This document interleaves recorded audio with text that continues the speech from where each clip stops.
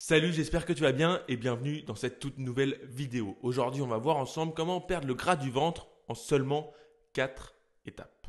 Mes doigts ne collaient pas du tout avec ce que j'ai fait, enfin avec ce que j'ai dit, mais tu as compris l'idée. On va perdre du gras en 4 étapes. C'est parti. Premièrement, créer un déficit calorique. Deuxièmement, bouger plus.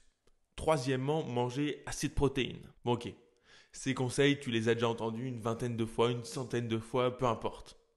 Aujourd'hui, j'aimerais qu'on parle de perte de poids, mais sous un angle différent. Cette vidéo, j'ai pas envie qu'elle soit une énième vidéo sur la perte de poids, mais j'ai bien envie qu'elle t'apporte quelque chose de concret, de réel, qui va t'apporter quelque chose dans ta perte de poids à l'avenir. Alors, premièrement, la question à se poser, c'est quels sont tes facteurs limitants? Qu'est-ce qui te limite dans tes objectifs, en fait? Est-ce que c'est ta motivation? Est-ce que c'est le temps disponible? Qu'est-ce qui fait aujourd'hui que tu n'arrives pas à atteindre tes objectifs selon toi? Et c'est sous cet angle-là qu'on va voir la perte de poids aujourd'hui. Le premier point que j'aimerais développer avec toi, c'est la projection. En fait, la projection, c'est le fait de dire, ok, demain, je vais être comme ça. En fait, parfois, on a tendance à se projeter et à se dire que dans 6 mois, notre vie sera bien meilleure qu'aujourd'hui. Mais ça amène aussi son lot de mauvaises choses. Et tout ça, ça a été mis sous les projecteurs lors de plein d'études scientifiques. Mais ici, je vais te parler d'une étude en particulier qui, je trouve, illustre bien la chose. En fait, ils ont fait un groupe témoin, un premier groupe, un deuxième groupe.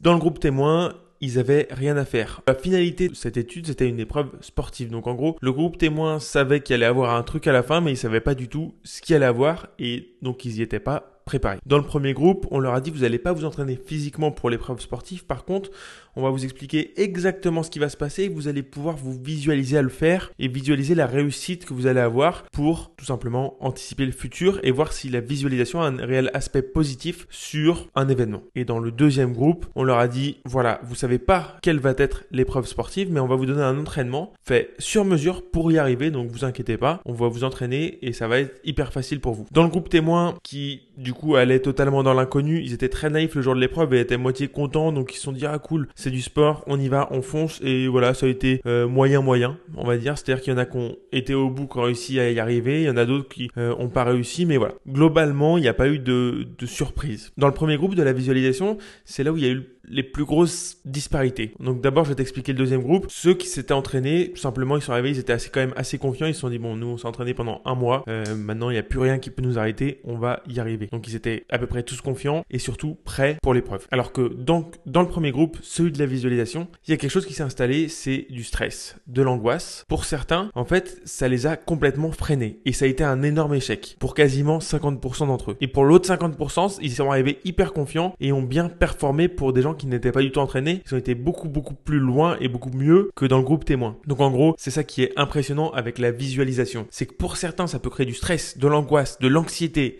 et plein de choses qui vont être néfastes à l'atteinte de l'objectif. Et pour d'autres, ça va être une source de confiance et qui va permettre de rassurer la personne. Donc c'est vraiment à adapter par rapport à toi. Alors là, tu vas dire, ouais, encore un truc facile à faire, quoi. Le mec qui me dit de commencer, mais ça fait 5 ans que j'essaie de commencer, ou ça fait un an, ou ça fait 6 mois, ou ça fait 2 mois. Et j'arrive pas à commencer justement. C'est ça le problème. Le problème avec ça, c'est que quand tu as peur de commencer, c'est principalement parce que tu as envie de faire tout d'un coup. Tu veux faire tout trop bien. Alors que si tu commences avec ce qu'on appelle en marketing un minimum, alors attends, en français ça veut dire le produit minimum viable. En gros, tout simplement, au lieu de te dire que tu vas tout faire d'un coup bien, tu commences en te disant je vais faire le truc que je peux faire aujourd'hui et demain je le peaufinerai. On va voir déjà si ça marche. Je vais mettre en place la base. Et si la base marche, on verra demain.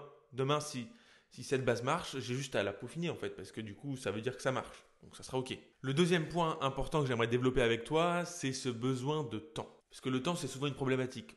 J'entends souvent dire ouais, mais moi, j'ai pas le temps de cuisiner. J'ai pas le temps de faire comme toi, là, de faire tes bols.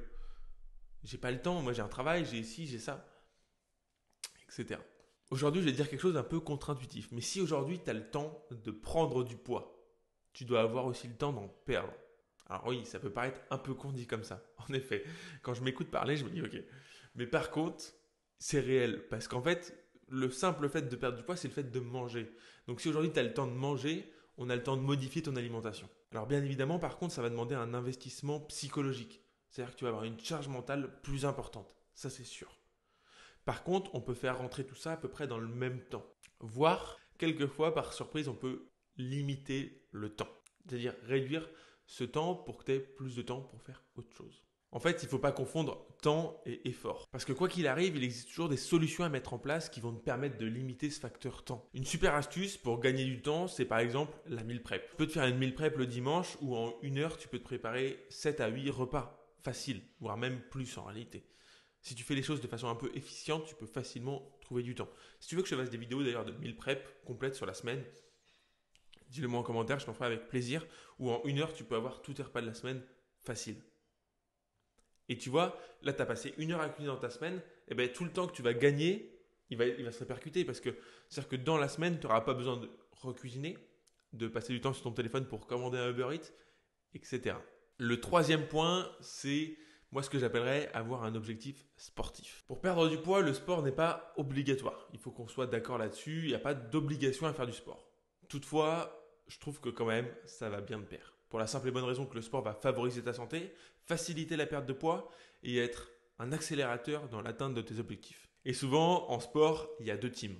Tu as soit ceux qui veulent pas du tout en faire, ou c'est hors de question, et tu as ceux qui en font souvent, régulièrement, et qui pour eux, c'est impossible de ne pas en faire.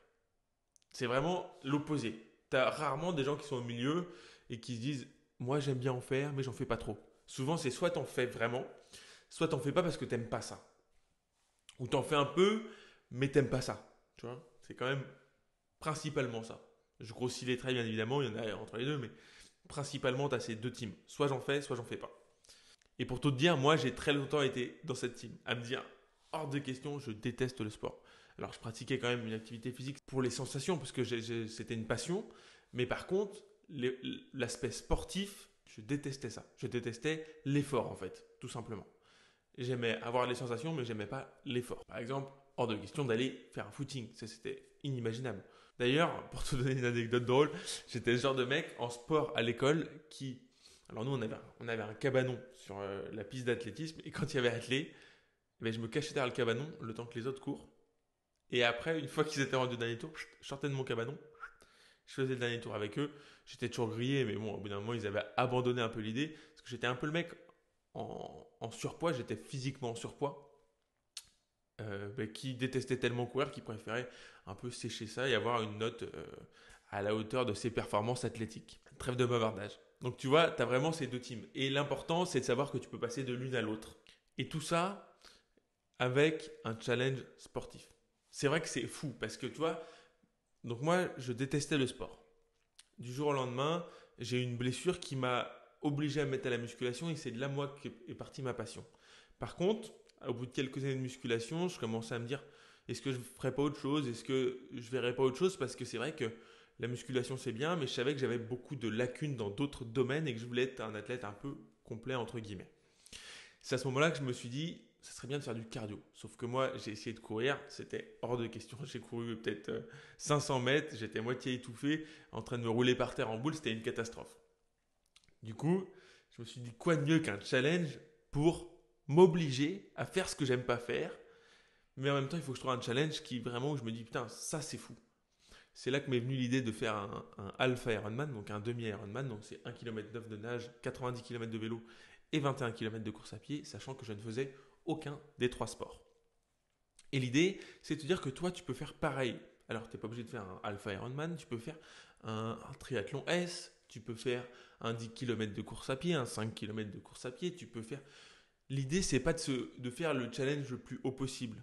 Moi, c'était juste que dans ma ville, ils organisaient un Alpha Ironman l'année d'après, que j'étais bombardé par toutes les publicités Ironman et par les vidéos et que je me suis dit, putain, mais c'est fou de pouvoir faire ça. Et en plus, comme va y en avoir un chez moi, j'ai pas d'excuse. Enfin, genre, c'était littéralement le parc à vélo était à 3 km de chez moi, donc je pouvais y aller en vélo, déposer le vélo et c'était fini. L'idée derrière tout ça, c'est juste que tu dois sortir de ta zone de confort, te lancer un challenge.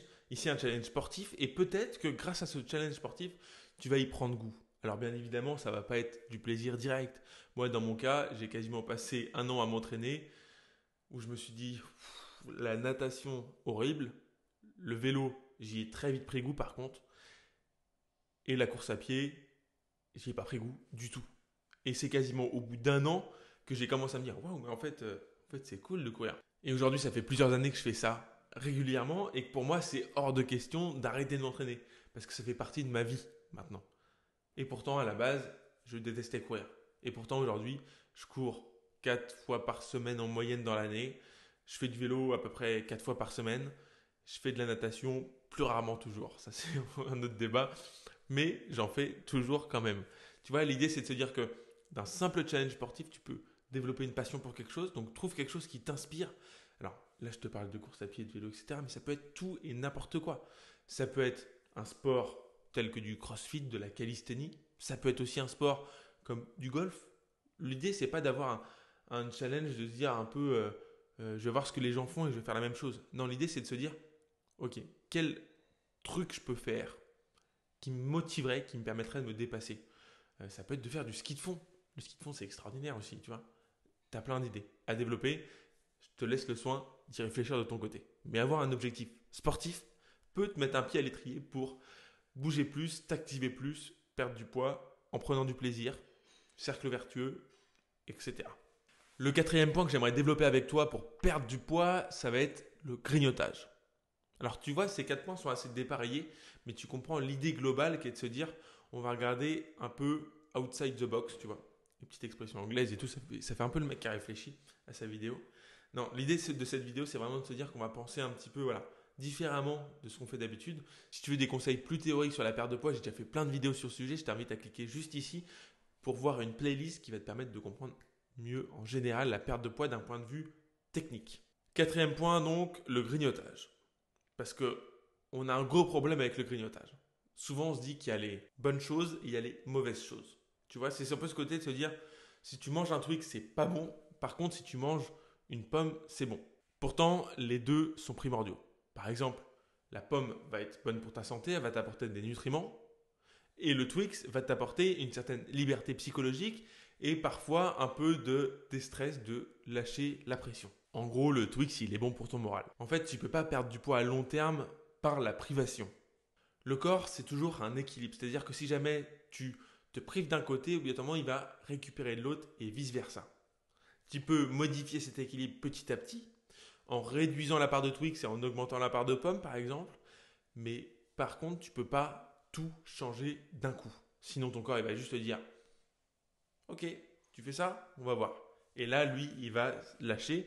Et quand ton corps se lâche, souvent, c'est lui qui gagne. Parce que ton corps, il aime l'homéostasie. Le fait que tout reste toujours pareil. Une fois qu'il a créé son équilibre, lui, il veut y rester. Tu as un surpoids, il s'en fout. Il veut que tu restes en surpoids. Parce que ton corps, il a appris à gérer comme ça. Maintenant, il dit c'est pas bon pour ta santé, je m'en fous, tu te démerdes, mais moi, je ne bouge plus. Et là-dedans, il excelle. Il est super fort pour ça. Donc tu vois, le grignotage, c'est pas mauvais en soi. Ici, je te prenais un exemple un peu extrême de Twix et pommes. Ce qu'il faut bien comprendre, en fait, c'est que l'alimentation en général, si je fais un dégrossi, c'est de se dire que ça doit être pris en global. Autrement dit, tes besoins énergétiques sur la journée doivent être utilisés sur la journée. Tu vois, donc tu peux par exemple t'octroyer un 16 heures. Ou tu peux modifier tes repas de façon à ne plus avoir faim entre. L'idée, c'est que tu peux toujours ajuster, mais que le grignotage en soi ne doit pas être une source de stress, de privation.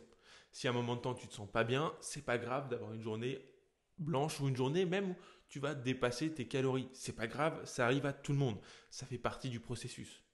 L'idée, c'est de se dire que, ok, aujourd'hui tu as pris un Twix, peut-être que demain tu prendras une pomme pour rééquilibrer la balance, par exemple. L'idée, c'est toujours que tu dois respecter tes besoins énergétiques et que tu dois ne pas te priver. La privation t'amènera toujours à l'échec, il faut bien le comprendre.